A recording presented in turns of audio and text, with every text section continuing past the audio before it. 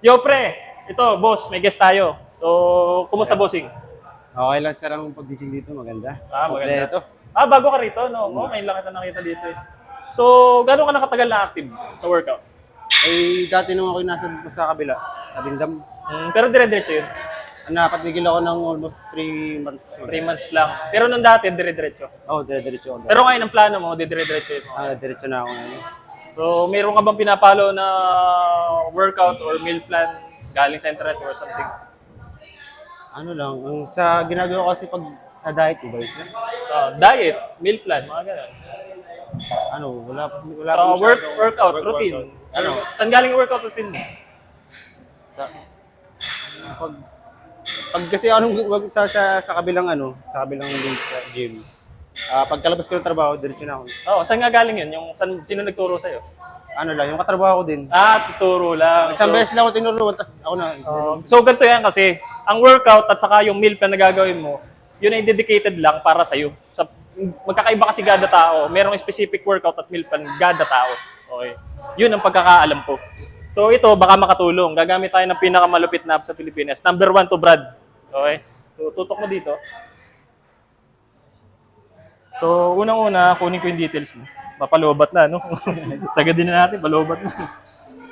So, age mo is 28. 28. Weight mo is 65. 65. Height mo is 5.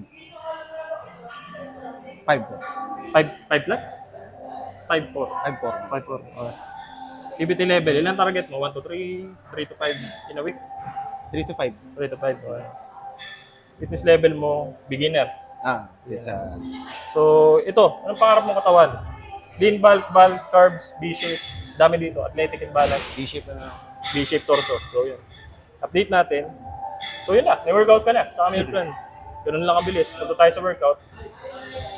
So, Monday to Sunday, nakalatag na yung workout mo, including rest day. Hindi mo na kailangan isipin pa. Okay? Wala ka nang hahanapin pang iba. Nakalagay yung active rest day mo, cardio, sinama na niya. Hindi lang buhat. So, mostly functional buhat. Magkakasama yan. So, dapat naman talaga may ganun. May cardio. Okay? Saka may functional. So, okay, Tuesday, active rest day. So, check na lang natin pang Monday. Upper body strength. So, push-up, 3 sets of 10 to 15 repetitions. Siya na yung nag-set sa'yo. Saka yung weight na gagamitin mo, nilagay na rin niya. Base sa level mo. Okay. Pagka hindi ka marunong mag-push-up, okay, meron siyang video.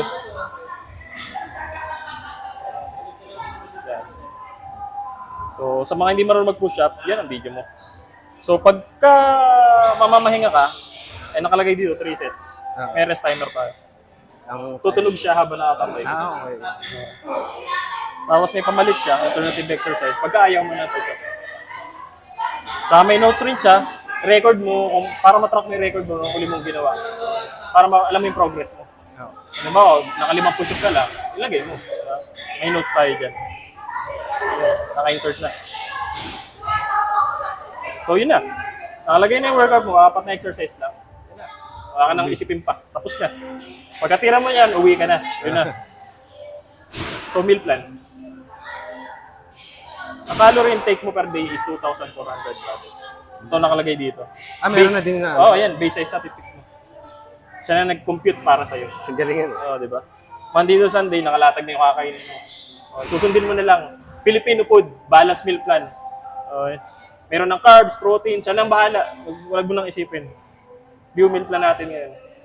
So yan, nakalagay, avocado toast with egg. Pag ayaw mo niya, pwede mo paltan. Egg and vegetable omelette with rice. Diba? Sarap. Sarap. Ingredients, instruction. Pagka hindi mali na may video. Ayos. Diba? So yan na, tanghalian mo, chicken adobo with brown rice. Diba? Brown rice pati. Beef kare-kare with vegetable. Yan, ingredients nakalagay na. Susundin mo lang ingredients para sakto sa calorie intake per day. So ito, anong masasabi mo sa app, Brad? Napakagandang application. Susundin mo na lang, hindi ka na problema. Diba?